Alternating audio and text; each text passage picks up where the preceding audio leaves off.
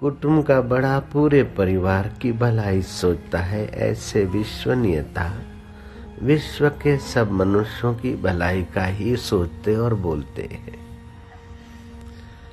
गीता के इस 16वें अध्याय के 3रे श्लोक में मनुष्य को कैसा तेज प्राप्त करना चाहिए।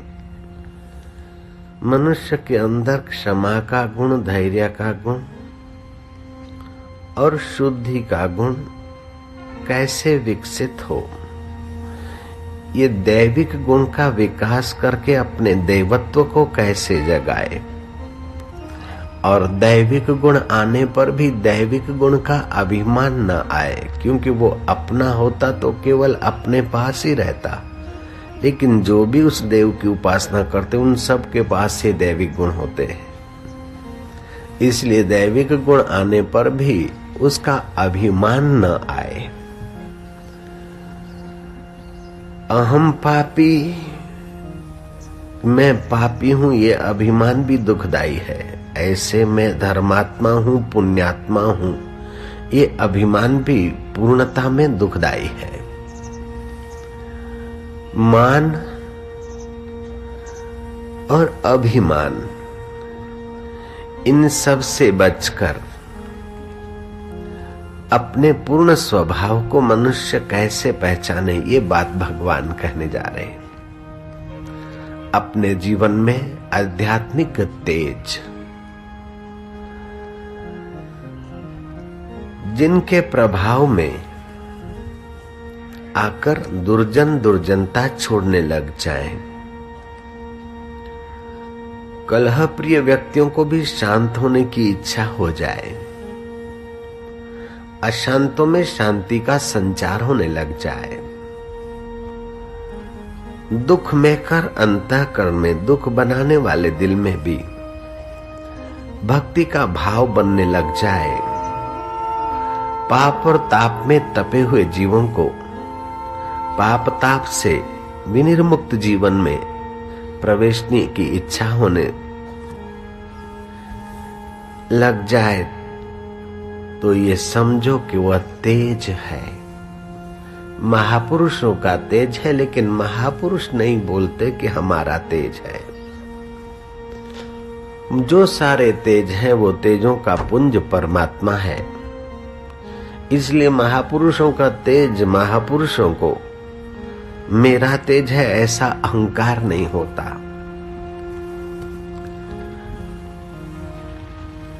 उस आध्यात्मिक तेज से जो व्यक्ति संपन्न है,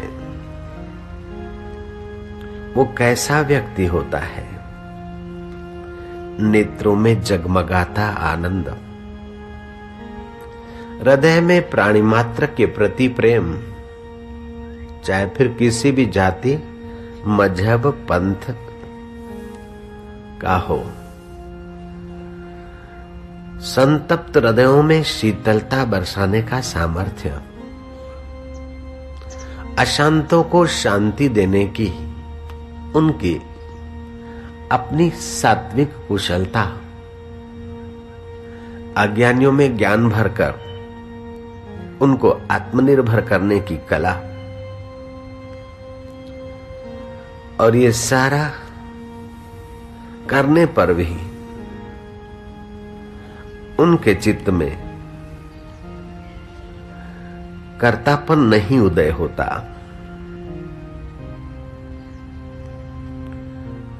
प्रतिभा, आनंद और सुरभि, प्राणी मात्र के प्रति प्रेम, श्रद्धा की शक्ति और लक्ष्य में आस्था, उद्देश्य की पूर्ति में एक रूपता, आदर्श का दर्शन और त्याग का सामर्थ्य,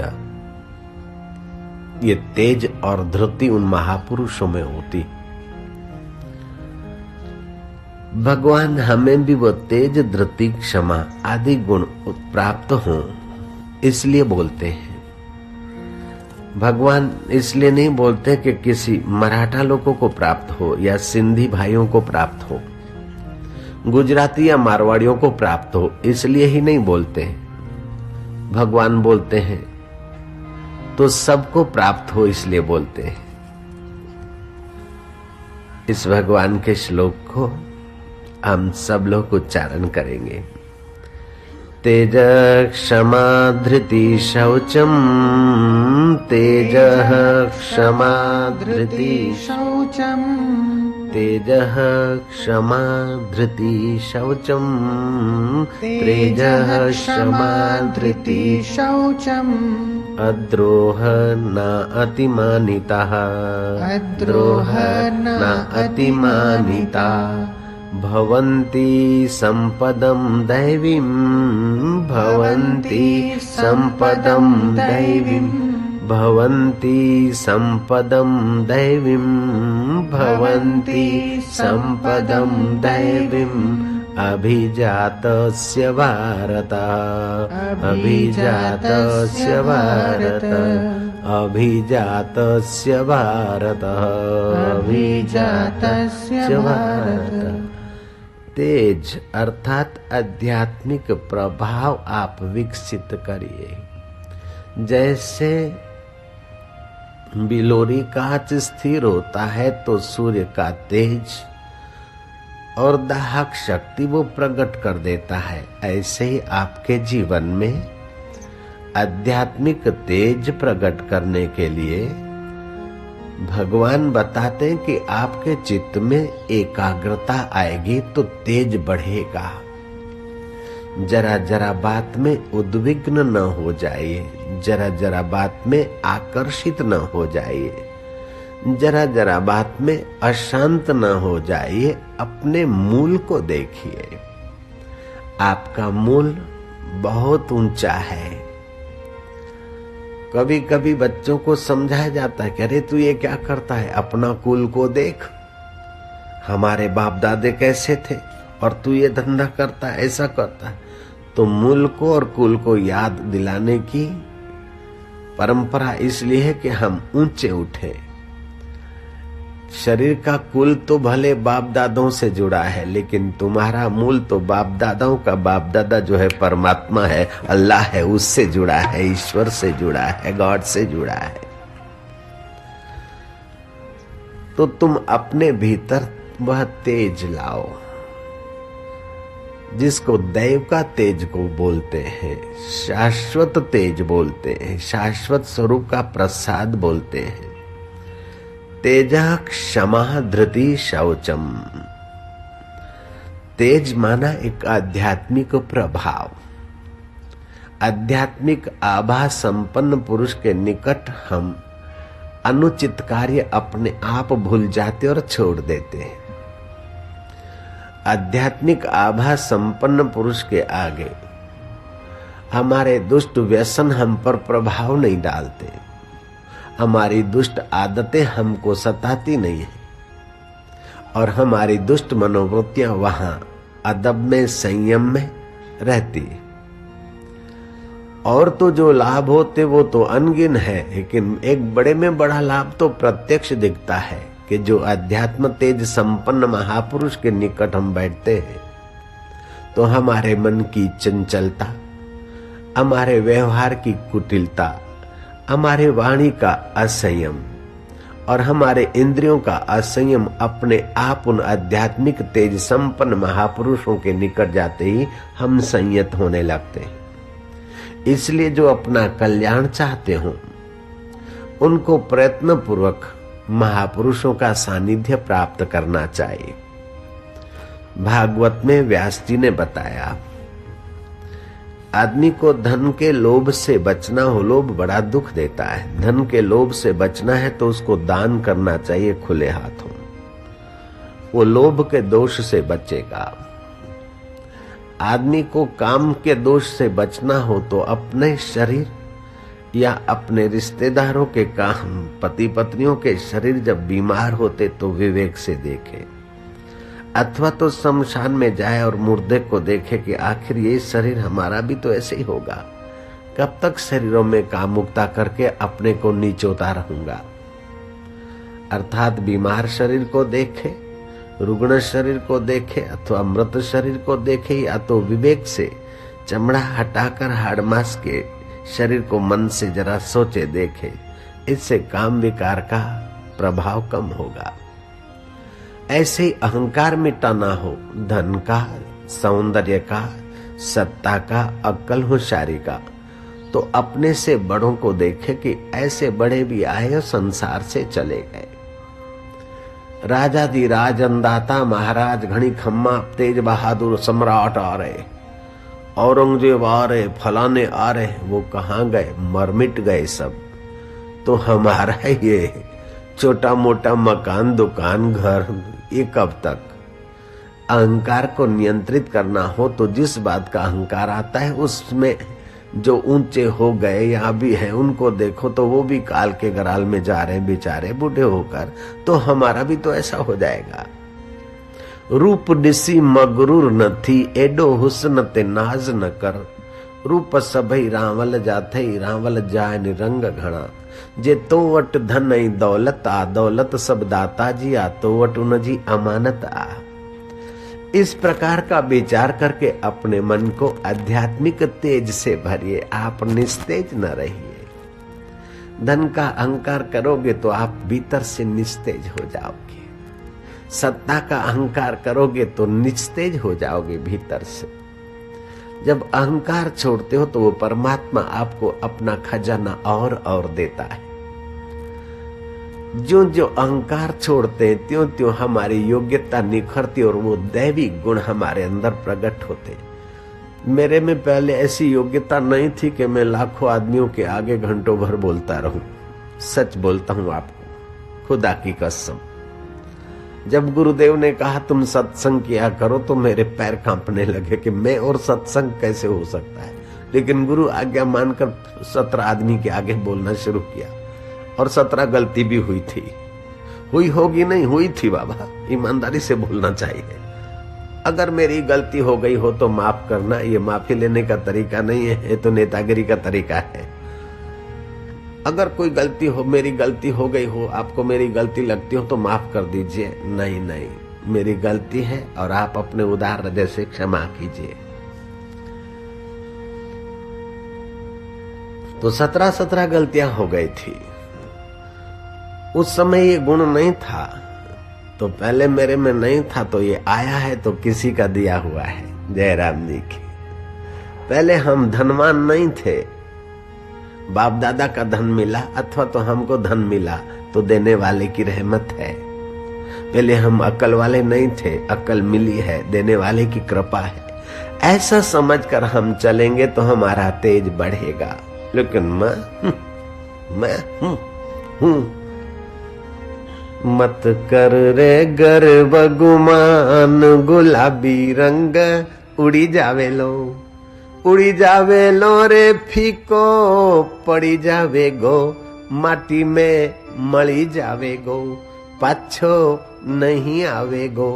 मत कर रे गर्व गुमान, पतंगी रंग उड़ी जावे लो।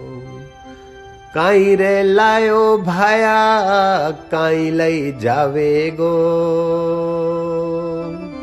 काई रे लायो भाया, काई लई जावे गो। धन जो बन थारी, जोर जवानी अठे मेली जावे गो, पाछो नहीं आवे गो, माटी में मળી जावे गो।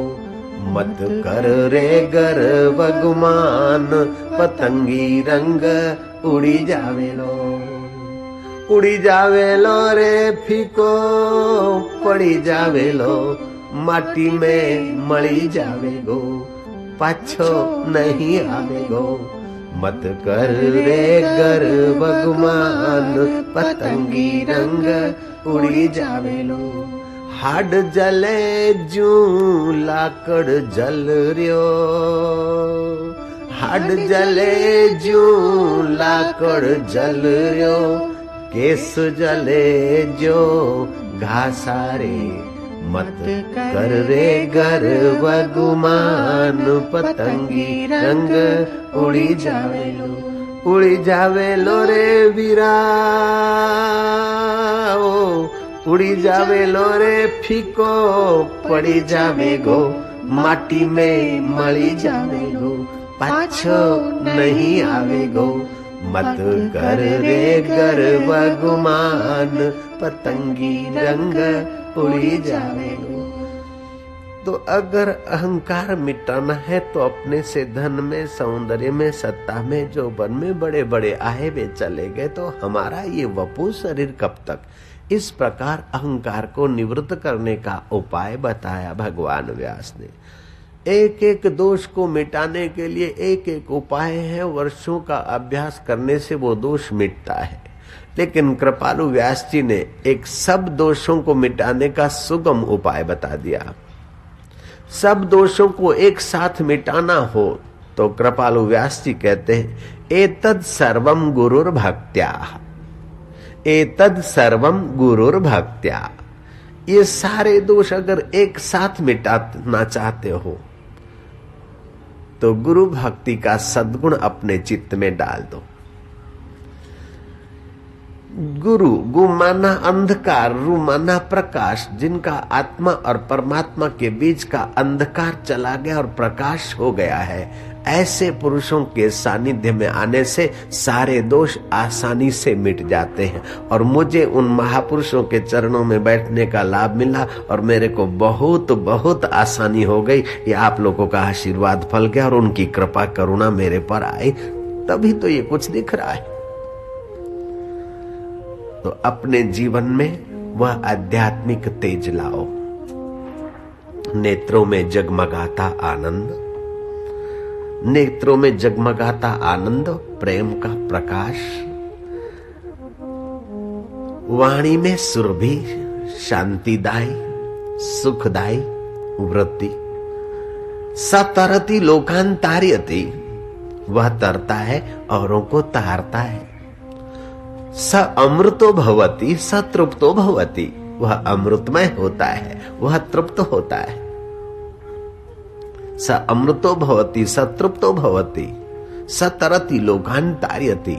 ऐसी क्षमताएं, ऐसी योग्यताएं ये आध्यात्मिक तेज प्राप्त महापुरुषों में होती है। लेकिन उन महापुरुषों में यह खासियत होती है कि तेज मेरा है, ऐसी भ्रांति नहीं होती उनकी, क्योंकि ये देवी संपदा है, उस देव की है। मेरा होता तो अकेला मुझ में होता, लेकिन इन नियमों का जो भी पालन करेगा उन सब में होता है। जब इन नियमों का पालन करें तो मुसलमान भाई में भी होता है, ईसाई में भी होता है, हमारे को गाली देने वाले में भी हो सकता है।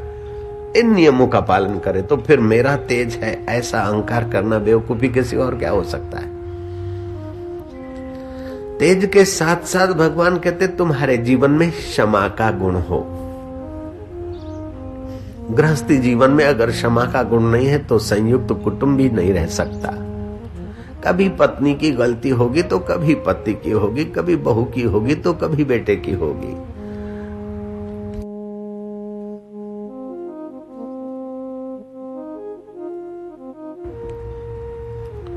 अपने जीवन में क्षमा का गुण विकसित करें।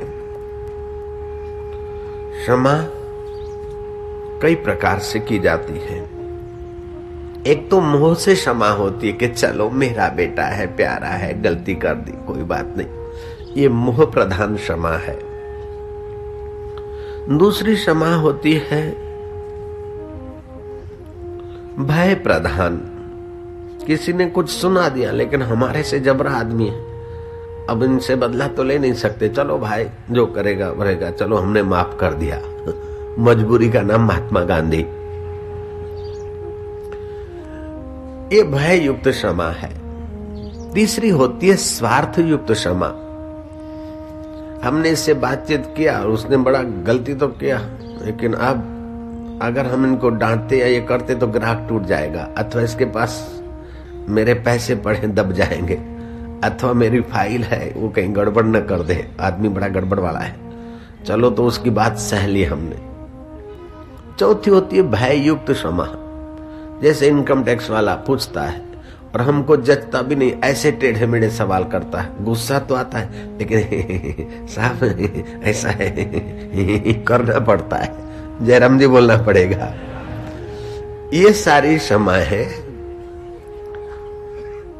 या उदारता ठीक ठीक, लेकिन एक आध्यात्मिक क्षमा होती है। वो कैसी होती है कि वो स्वार्थ को लेकर नहीं होती, भय को लेकर नहीं होती, ममता को लेकर नहीं होती है। वह होती है कि अगर क्रूरते रहेंगे हृदय में, गलती तो उसने की और हम तपते रहेंगे तो हमारा हृदय खराब होगा। इसलिए किसी की गलती अपने हृदय में क्यों चुभाकर परेशान होना। चलो भाई, होता रहता है। मियाँ जी दुबले क्यों है? बोले सारे गांव की फिक्र है, फिक्र फेंक कुएं में बंधे, सब अपना अपना प्रारब्ध लेकर आते हैं।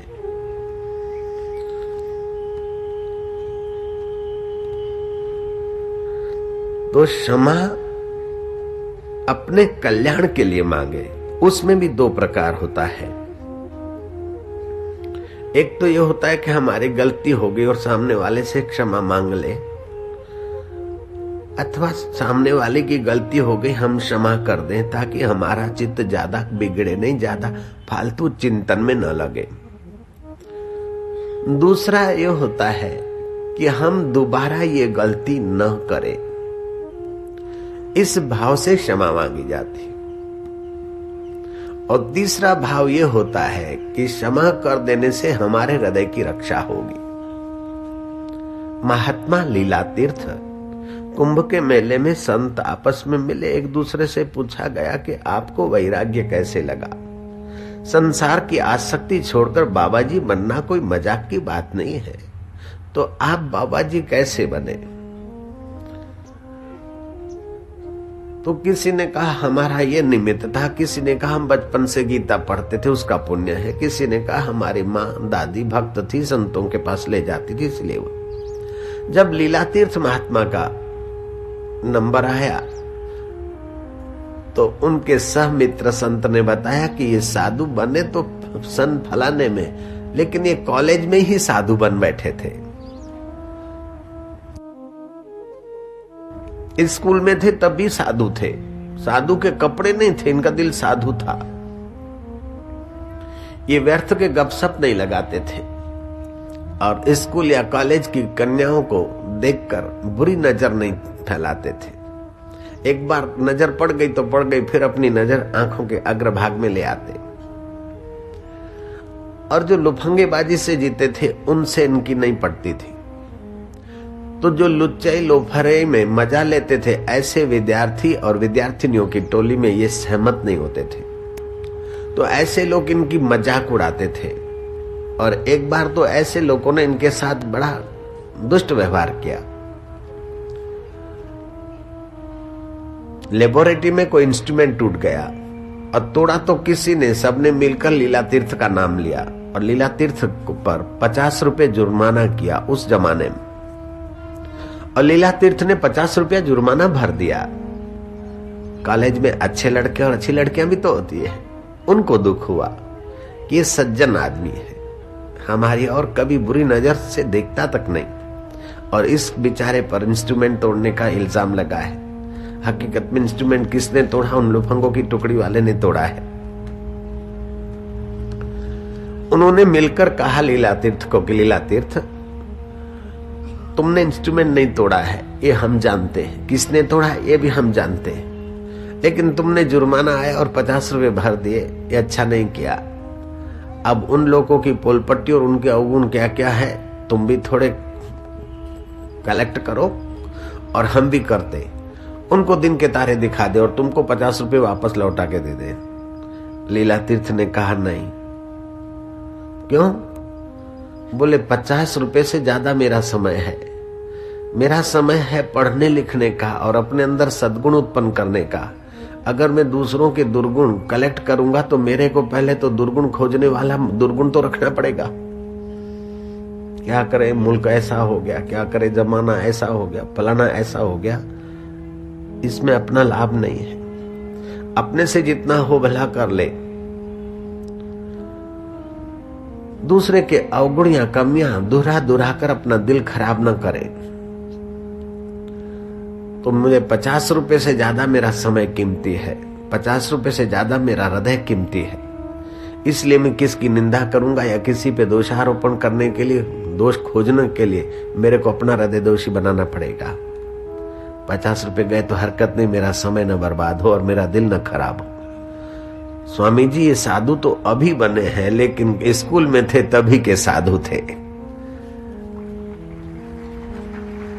तालियां आपने बजाई, आपको बात अच्छी लगी तो कृपा करके आप भी अपने जीवन में इस बात को जल्दी से लाने का दृढ़ संकल्प करें। तो भगवान तो मददगार है ही है, ईश्वर मददगार है। अगर मुसलमान भाई बैठ के सुनते तो ऐसा मान ले अल्लाह मददगार है। मुझे तो अल्लाह और भगवान और ये सब भिन्न भिन्न उसकी लीला और नाम दिखते, बाकी तो है एक का एक उसमें।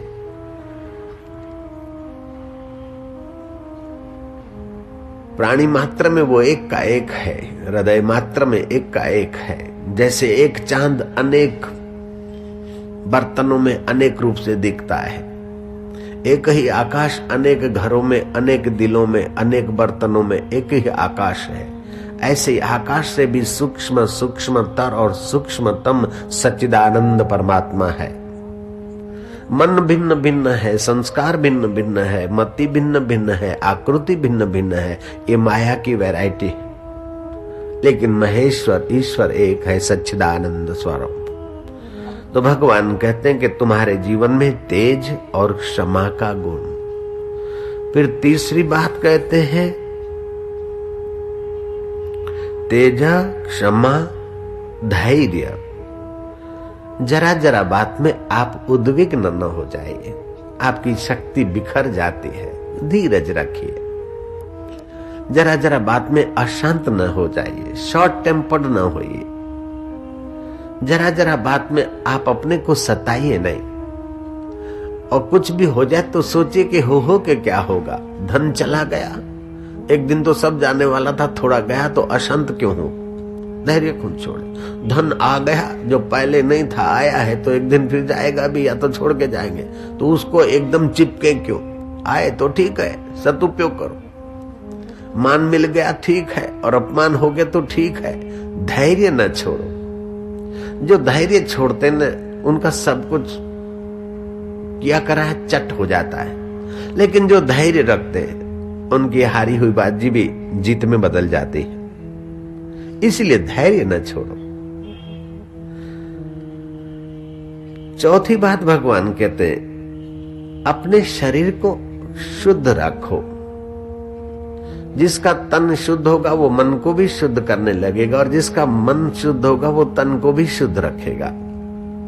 तन मन को शुद्ध रखने से तन में आसक्ति नहीं होगी, कि तन तो अशुद्ध होता रहता है, फिर शुद्ध रखो फिर अशुद्ध होता रहता है, तो तन का पोल पता चल जाएगा। जब अपने तन को शुद्ध रखते रखते भी इतना अशुद्ध हो जाता है तो आपको अच्छा नहीं लगता, तो दूसरे के तन में भी ऐसा ही मसाला कचरा है, तो आपको काम आसक्ति, शारीरिक विकार नियंत्रित करने में सफलता मिलेगी। इसलिए बाह्य और आभ्यंतर शौच, बाहर और भीतर आप स्वस्थ रहे, स्वच्छ रहे, पवित्र रहे। ये शुद्धि भी 4 प्रकार की होती है। एक होती है तन की शुद्धि, नहाना धोना, स्वच्छ वस्त्र पहनना, पवित्र जगह में रहना, गंदी कचरा पट्टी की जगह पे जहां तहां धबाक लेके बैठना नहीं, जिस किसी गंदी चीज को स्पर्श नहीं करना, ये तन की शुद्धि है। तन की शुद्धि तो हो, लेकिन हम शुद्ध है और ये अशुद्ध है ऐसा सोचकर मन कहीं अशुद्ध न कर लेना।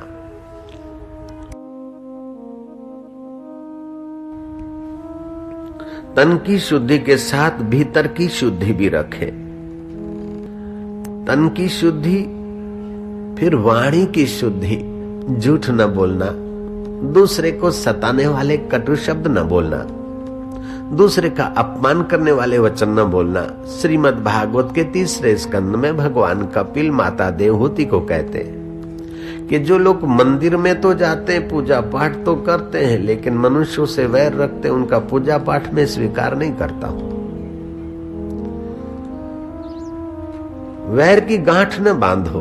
कोई विचारों में वैमनस्य हो गया है तो मिलकर उसका निराकरण करो, लेकिन दूसरे को छोटा दिखाना और अपने को बड़ा दिखा के भाव में अपने को बड़ा दिखाने का भाव और दूसरे को दबाने का और छोटा दिखाने का भाव करके अगर तुम यज्ञ भी करते हो, पवित्र कर्म भी करते हो, तो उसका परिणाम अच्छा नहीं आता है। दक्ष के यज्ञ से, ये कथा से हम लोगों को प्रत्यक्ष होता है। इसलिए किसी को पीछे हटाने के लिए या किसी की टांग खींचने के लिए या किसी को दबाने के लिए अच्छा कर्म नहीं, लेकिन अच्छे में अच्छा जो परमात्मा है उसकी कृपा पाने के लिए और अपने अंतःकरण को पवित्र बनाने के लिए अच्छा कर्म करो। आपका मंगल है, कल्याण है, हम आपके साथ हैं।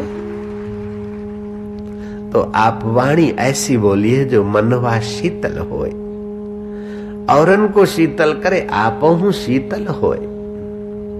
शब्द में बड़ी शक्ति है।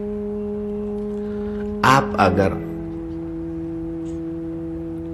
वाणी में स्वच्छता रखते हैं तो आपकी वाणी का आदर होगा, आपकी वाणी का सम्मान होगा, आपकी वाणी की कीमत होगी और आपसे लाखों लोग जुड़ेंगे।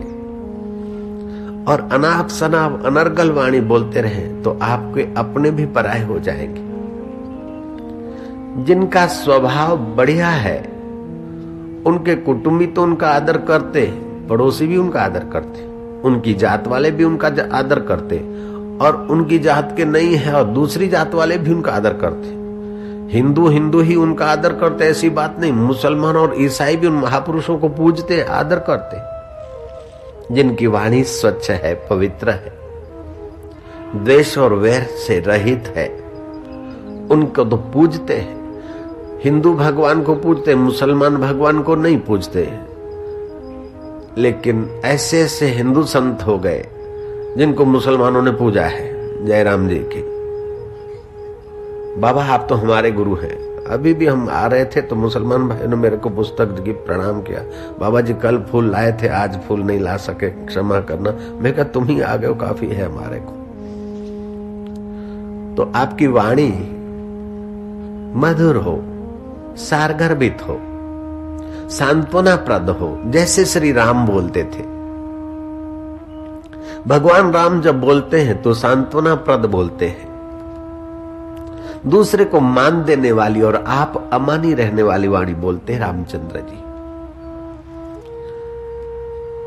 रामचंद्र जी कभी ये नहीं सोचते कि मैं अयोध्या का राजा हूं अथवा दशरथ नंदन हूं या आदि नारायण भगवान हूं, सामने वाला आया है मुझे प्रणाम करे और फिर मैं उसको आशीर्वाद दूं या बात करूं ठाठ से, मैं अपनी क्रेडिट जमाऊं।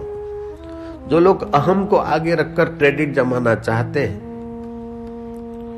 वो रावण की दोस्ती का रास्ता रखना चाहते हैं और उनकी क्रेडिट टिकती नहीं। और जो अहम छोड़कर स्नेह से एक दूसरे को पेश आते हैं उनकी क्रेडिट मिटती नहीं। जयराम जी बोलना पड़ेगा। जीवन में ये गीता का ज्ञान सबको चाहिए बाबा, सबको जरूरत है।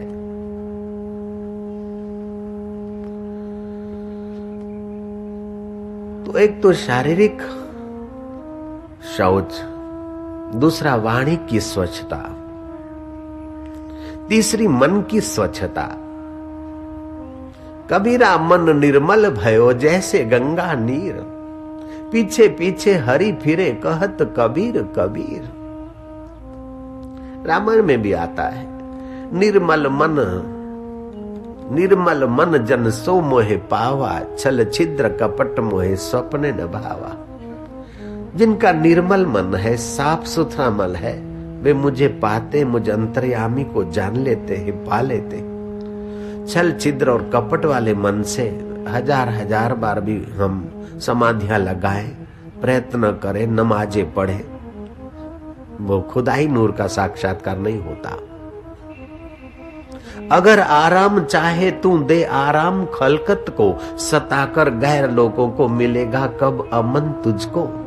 अपनी वजूदी हस्ती में तू इतना भूल मस्ताने, करना था किया वो न लगी उल्टी लगन तुझको। जिनों के प्यार में तू हरदम मुस्तके दीवाना था, आखिर वही जलाएंगे या करेंगे दफन तुझको।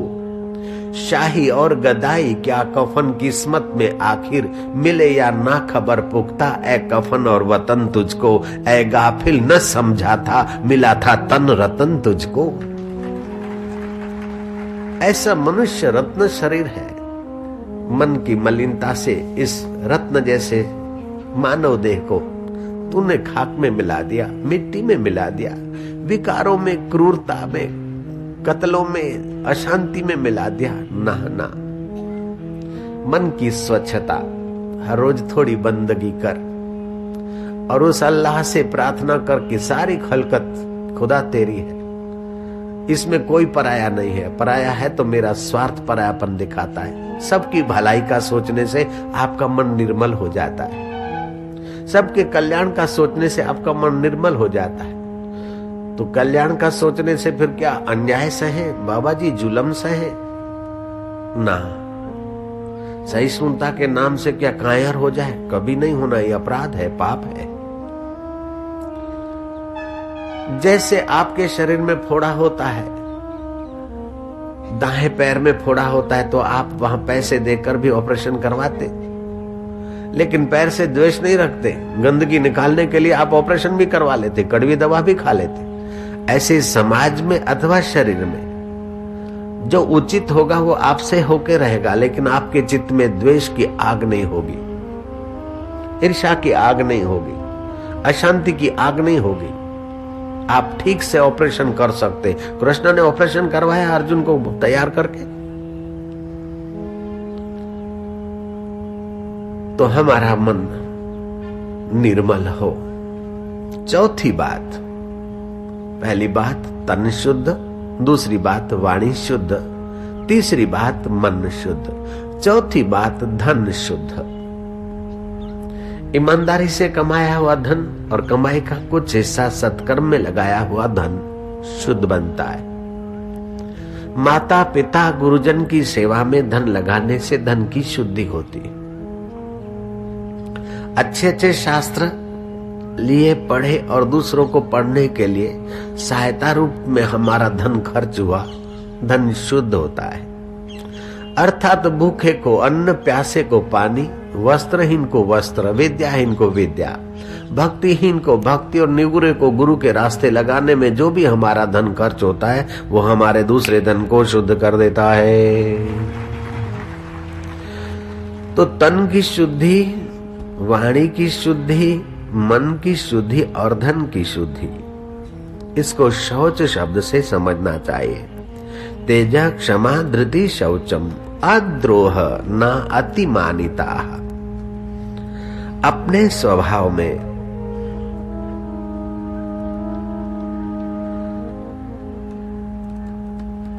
द्रोह न हो, अद्रोह। परमात्मा प्राप्ति का उद्देश्य रखने से आदमी स्वयं शुद्ध हो जाता है। ये पंचम शुद्धि है। शारीरिक शुद्धि, वाणी की शुद्धि, मन की शुद्धि, धन की शुद्धि। ये सारी शुद्धियां अगर आसानी से प्राप्त करना चाहते हो तो मुझे तो इसी जन्म में उस अल्लाह को पाना है, उस भगवान को पाना है, उस ईश्वर को पाना है, जहां फिर जन्म मृत्यु जरा व्याधि के चक्कर में नहीं आना पड़ता है। ईश्वर पाने का दृढ़ उद्देश्य रखने से बाकी के सद्गुण खींचकर चले आते हैं। जैसे चादर का एक छेड़ा पकड़ लो ठीक से तो 3 छेड़े तो बंधे बंधाए उससे। व्यक्ति का हाथ पकड़ दो तो उसके पैर और उसका पूरा शरीर पकड़ा पकड़ाया है। ऐसे तुम ईश्वर की शरण पकड़ लो, मुझे ईश्वर को ही पाना है, तो बाकी के सद्गुण तुम्हारे पास आने लगेंगे। ईश्वर से भी बढ़कर जब हम मिटने वाली वस्तुओं को पाने का उद्देश्य बनाते तो हमारा मन बेईमान हो जाता है, कूड़ा हो जाता है, कपटी हो जाता है, अशांत हो जाता है, भयभीत हो जाता है और अंत में निराश होकर हम मर जाते हैं। इंसान है जो रोता हुआ जन्मता है, फरियाद करता हुआ जीता है और निराश होकर मर जाता है। पैदा होता है तब भी रोता है, मरते समय भी रोता है और रोने का वक्त नहीं होता तब भी कम वक्त रोता है। विघ्न और बाधा और मुसीबतों में हंसना सिखाता है सत्संग और संतों का सानिध्य। खुश रहना सिखाता है मौत के समय भी अमर ये ज्ञान। जा मरने ते जग डरे, जिस मौत से दुनिया डरती है। जिसको ये श्लोक पच गया वो मौत से डरता नहीं है, रोता नहीं। वो समझता कि मौत जिसकी होती वो मैं नहीं, और जहां मैं हूं वहां मौत कभी आ नहीं सकती। हमारे 5 कोश होते हैं और 3 शरीर होते हैं। अन्नमय प्राणमय जो कल बताए थे 5 कोश है, शरीर के स्तर है। इसमें 3 शरीर, एक स्थूल शरीर, दूसरा सूक्ष्म शरीर, तीसरा कारण शरीर। स्थूल शरीर तो बदलता हुआ दिखता है कि बाल्यकाल बदल गया, किशोर काल बदल गया, युवानी बदली, बुढ़ापा बदला। स्थूल शरीर तो आंखों से दिखता है। बाबा जी दूसरा शरीर तो नहीं दिखता, सूक्ष्म शरीर और कारण शरीर नहीं दिखता है। दिखता है लेकिन बुद्धिपूर्वक दिखेगा। स्थूल शरीर तो दृष्टि से स्थूलता से भी दिख जाएगा, लेकिन सूक्ष्म शरीर बुद्धिपूर्वक दिखेगा। स्थूल शरीर में नींद आती, शरीर पड़ा रहा, खाया पिया, हला चला, शरीर दिखा। सूक्ष्म शरीर में स्वप्न आता है, आंखें बंद हो गई, स्थूल शरीर की आंख नहीं देखती, फिर भी कुछ दिखता है, वो सूक्ष्म शरीर है। सूक्ष्म शरीर में स्वप्न आया, मेरी बेटी मेरे से बात कर रही है, जो स्वर्गवास हो गई है और मेरे से बात कर रही है। इसमें 2 कारण है, एक तो हमारे संस्कार बेटी बनकर बात कर सकते हैं, दूसरा उसका सूक्ष्म शरीर हमारे सूक्ष्म शरीर से तादात्म्य करके बात कर सकता है। तो स्थूल शरीर में निद्रा, भूख, प्यास का अनुभव होता है, सूक्ष्म शरीर में स्वप्न का अनुभव होता है और कारण शरीर में गहरी नींद का अनुभव होता है। गहरी नींद कारण शरीर में आती है, सपना सूक्ष्म शरीर में आता है और भूख प्यास स्थूल शरीर में आती है। तो ये तीनों शरीर हमको दिखते हैं बुद्धिपूर्वक। ये 3 शरीर दिखते हैं। मरने के समय स्थूल शरीर तो चला जाता है, लेकिन सूक्ष्म और कारण शरीर बना रहता है। वो सूक्ष्म और कारण शरीर उस चैतन्य से चेतना लेकर फिर दूसरा शरीर धारण कर लेता है।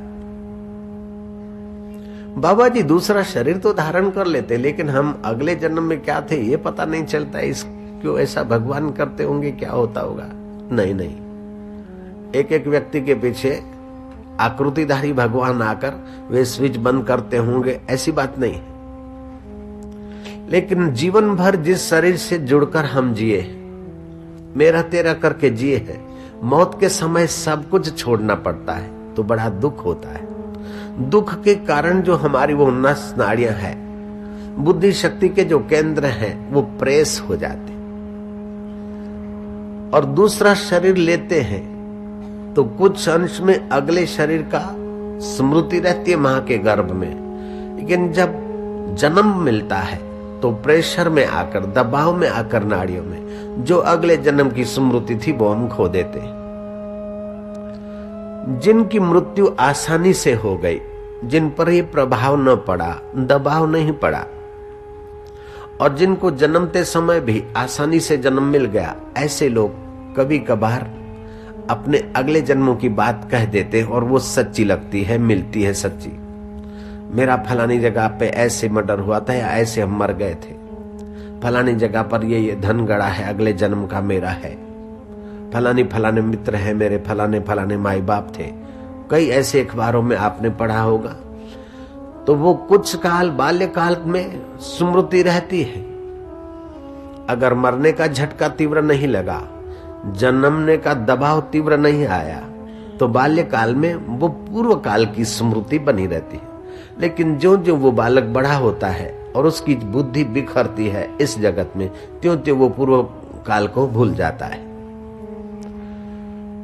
तो मानना पड़ेगा कि स्थूल शरीर बदलता है, सूक्ष्म शरीर बदलता है, कारण शरीर बदलता है, अगले जन्म की स्मृतियां होती भी है, नहीं भी होती।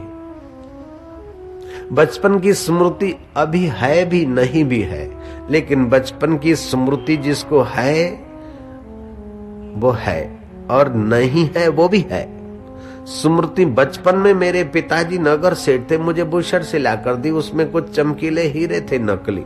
मेरी बालक की मति थी, मैं समझता था कि ये हीरे हैं। बाहर निकला, संध्या के रात्रि के समय आकाश में टिमटिमाते तारों को देखा और मैंने चैलेंज किया कि आकाश में भी कोई सेठ का बेटा ने हीरे जड़ित बुशर्ट पहरी है, तुमने पहरी है बुशर्ट हीरो वाली तो मैंने भी पहरी है। ऐसा मेरी मान्यता थी। बचपन की बुशट अब कहाँ खो गई पता नहीं, बचपन के शरीर के कण कहाँ विलय हो गए पता नहीं, बचपन की बुद्धि चली गई, लेकिन बचपन में मैं जिस बात को जानता था या बोलता था वो अभी भी मैं हूं। बचपन का सब बदल गया, लेकिन अबदल आत्मा मौजूद है।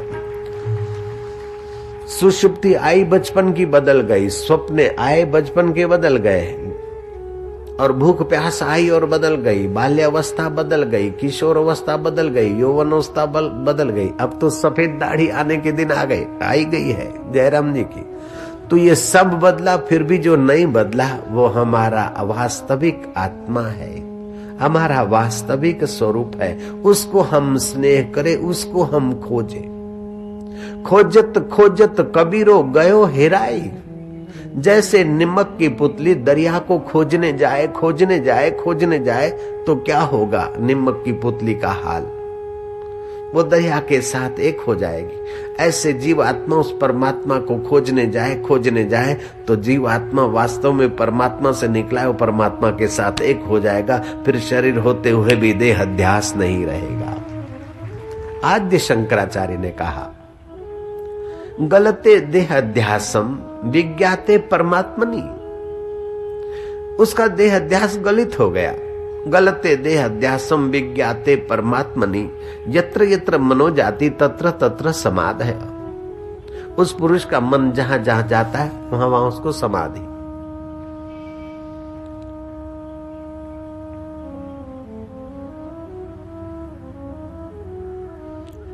योगी दो प्रकार के होते हैं, एक बुद्धि का आदर करने वाले योगी और दूसरे बुद्धू योगी।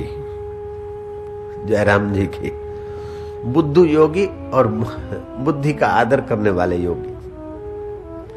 प्राणायाम किया, हठ किया और प्राण को 10वें द्वार चढ़ा दिया, अथवा तो खड्डा खोद कर पड़े रहे 7 दिन तक और ऊपर जवारा बुआ दिया, और बाद में खोदा और भाई साहब निकले 7 दिन के बाद धरती से। ये बुद्धू योगी है। बुद्धि की कदर नहीं, बुद्धि का आदर नहीं है, हठ से वृत्ति को थमा देते, रोक देते। भगवान ने ऐसे योगियों की प्रशंसा नहीं की। भगवान ने कहा, शुचि नाम श्रीमताम गेहे योग भ्रष्टोपि जायते अथवा योगी नाम एवं कुले भवती धीमताम। जो धीमताम है, जो बुद्धिमान है, उनके कुल में मेरे भक्त का जन्म होता है। आप ईश्वर के तरफ चलते गए, लेकिन संसार के सुखों की भी आपको ख्वाहिश है, तो आप ईश्वर की यात्रा पूरी न कर पाए। शरीर छूट गया तो स्वर्ग का सुख मिला, या बहुत बढ़िया साधना है तो ब्रह्मलोक का सुख मिला। जितना दिन आपको वहां रहने की वासना इच्छाएं रहे, फिर आपने आके जन्म लिया किसी धनाढ्य के घर, किसी जगह पर लिया, और आप फिर चालू हो गए ईश्वर के रास्ते।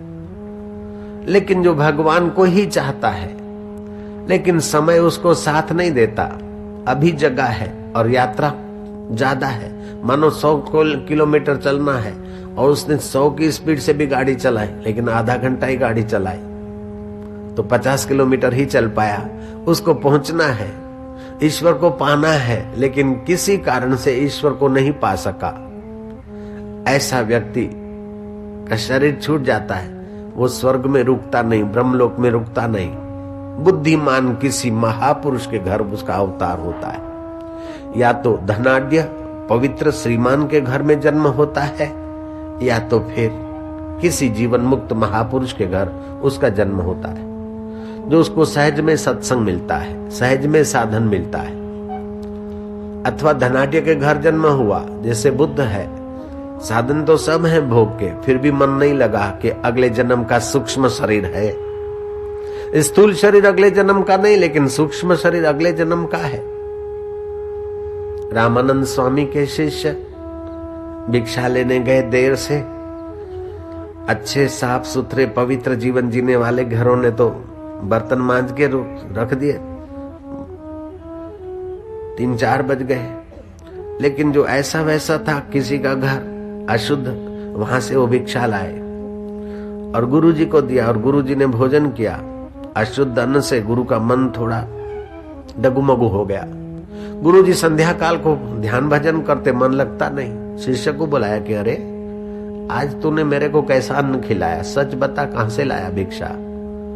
बोले गुरुजी वो फलाना चमार है ना जो खूब ब्याज पे पैसा देता, दूसरे चमार भाइयों का भी शोषण करता है, उसी के घर भोजन मिला, दूसरे लोगों ने तो बर्तन मांज के रख दिए, मैं उसी के घर का लाया अन्न, आपको भूखे कैसे रख सकता हूं, इसलिए मैं डर के मारे उसके घर का अन्न लाया, आपको खिला दिया। गुरु ने कहा अशुद्ध अन्न मुझे खिलाया, उसका तुझे दंड तो मिलना चाहिए। भूखा रखता तो अच्छा था, लेकिन भगवान से मन दूर चला जाए, वह बात कभी न करे जो भगवान से दूर ले जाए, वह दृश्य कभी न दिखाए आंखों को जो भगवान से दूर ले जाए, वो काम कभी न करे जो भगवान से दूर ले जाए। वे नूर बेनूर भले जिस नूर में पिया की प्यास नहीं, वो दिल धड़कनों से बंद हो जाए जो दिल भर की अंदर मुलाकात की प्यास नहीं। तुझे दूसरा जन्म चमार के घर मिलेगा, तब तुझे पता चलेगा। वही लड़का समय पाकर काशी में रघु चमार के यहाँ उसका जन्म हुआ और उसका नाम रहीदास रखा गया। स्थूल शरीर तो मर गया, लेकिन सूक्ष्म शरीर में संस्कार है, कारण शरीर में संस्कार है भक्ति के, अपने आप में जीवत्व में संस्कार है। वो 10 वर्ष की उम्र में बड़ा भारी भक्त हुआ और संत तुलसीदास उसके दर्शन करने गए। मेवाड़ की मीरा उनसे दीक्षित हुई और उसने मेवाड़ को झुमा दिया, अकबर को झुमा दिया, अकबर के साथी तानसेन को झुमा दिया मीरा के कीर्तन ने, सत्संग ने। तभी कहा गया संत बीज पलटे नहीं, चाहे युग बीते अनंत, ऊंच नीच घर अवतरे रहे संत को संत, सियावर रामचंद्र की जय।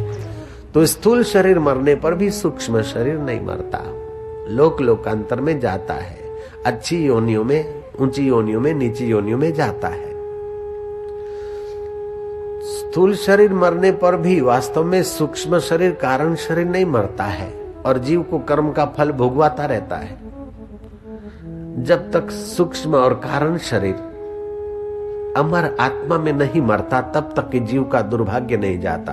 बड़े में बड़ा दुर्भाग्य के बार बार जन्मना, बार बार मरना। हर जन्म में ये सामान इकट्ठा किया, मित्र बनाए, पढ़े लिखे, घर दुकान, पासपोर्ट, वीजा, ये वो, क्या पता कितना कितना पेपर लेकर भी सुखी रहना चाहता, और मृत्यु के झटके में सारे पेपर यहाँ पड़े रह जाते, सारे मकान यहाँ पड़े रह जाते, सारे रिश्ते नाते यहाँ पड़े रह जाते। फिर बेचारा सूक्ष्म शरीर चंद्रमा के किरणों के द्वारा अथवा बरसात की बूंदों के द्वारा अन्न में, फल में आ गिरता है। अन्न फल प्राणी खाते हैं, फिर पिता के वीर्य के द्वारा माता के गर्भ में जाता है, और गर्भ जल्दी से तो मिलता नहीं, कई बार बाथरूम में, पेशाब में बह जाता है। कभी तो 4 पैर वाली माँ मिलती है, कभी 6 पैर वाली, तो कभी 8 या 18 पैर वाली, तो कभी कभार 2 पैर वाली माता मिलती है, और माँ के गर्भ में रहता है। 5-7 महीने का होता है, उसे पूर्व काल की स्मृति आती है, प्रार्थनाएं करता है कि भगवान इस नरक से मुझे निकालो। गर्भ के ताप से तप कर ये कोमल लिक्विड में से हड्डियां बनती है, कोई मजाक की बात नहीं है। कुम्हार का घड़ा तपता है निभाड़े में, उससे भी ज्यादा गर्भाग्नि में बेचारा पचता रहता है। फिर खूब प्रार्थनाएं करता है और माँ की अपान वायु धक्का मारती है, बाहर आता है, अगले जन्म की स्मृति उसकी खो जाती है। मच्छर हटाने की भी शक्ति नहीं रहती, मक्खी भगाने की भी ताकत नहीं रहती, ऐसा लाचार होकर संसार में आता है। धीरे धीरे थप्पड़े खाकर, पीड़ाएं सहकर, कष्ट सहकर बड़ा होता है। फिर सर्टिफिकेट के पीछे पड़ता है, नौकरी के पीछे पड़ता है, लाडी के पीछे पड़ता है, लाडे के पीछे पड़ते, बच्चों के पीछे पड़ते, अंत में सब करा करा के लगा मृत्यु का झटका और चले गए। क्या यही करते रहेंगे? बुद्ध कहा करते थे अपने भिक्षुकों को, हे भिक्षुकों को, तुमने कितने सारे जन्म लिए, हर जन्म की हड्डियां इकट्ठी करके ढेर लगाया जाए तो हिमालय पर्वत को मात कर सकती। तुमने हर जन्म में आंसू बहाए, रोए हो, तुम्हारे आंसू एकत्रित कर दिए जाएं तो एक बड़े सरोवर को भी मात कर सकते, इतने तो तुम्हारे आंसू बरसे। अब तुम अपने आप पर कृपा करो, समय बीता जा रहा है। तुम धन कमाओ, तुम व्यवहार करो, लेकिन अंत में क्या, आखिर ये कब तक? जैन धर्म के प्रथम तीर्थंकर भगवान ऋषभ देव ने अपने पुत्रों को बुलाया और पुत्रों को कहते कि पुत्रों, ये मनुष्य तन भोग भोगने के लिए नहीं है। शारीरिक भोग तो सुअर सुअरी को मिलते, कुत्ता घोड़ा गधा बिला को मिलते, खटमलों को मिलते। मनुष्य जन्म विकार भोगने के लिए नहीं, मनुष्य जन्म ध्यान करके अपने आत्मा को जगाने के लिए। स्थूल सूक्ष्म और कारण शरीर को जो देखता है बदलता हुआ, उस अबदल आत्मा को पाने के लिए मनुष्य शरीर, नित्य जो सुख है उसको पाने के लिए है, सात्विक प्रसन्नता पाने के लिए मनुष्य जन्म है। संसार में पच मरने के लिए मनुष्य जन्म नहीं। पिता न सस्यात माता जननी न सस्यात, स्वजनो न सस्यात गुरु न सस्यात। वह गुरु नहीं है जो शिष्य को भक्ति और ज्ञान का उपदेश देकर संसार से तारने का प्रयत्न नहीं करता। वो पिता नहीं है जो अपने पुत्रों को आध्यात्मिक ज्ञान का उपदेश नहीं देता। वो माता नहीं, वो स्वजन नहीं, वो देवता नहीं, वो हितैषी नहीं, जो इस जीव आत्मा को बार बार जन्म और मरण के चक्कर से छुड़ाने का यत्न नहीं करता। भारत का एक छत्र सम्राट अपने राजकुमारों को यह उपदेश देता है, और आज का व्यापारी, बेटा ग्राहक को पटाना सीख ले। असली बाप तो कहता है कि मौत आए उसके पहले मौत को पटाकर अमर होना बेटा सीख ले। ये सतगुरु रूपी पिता है।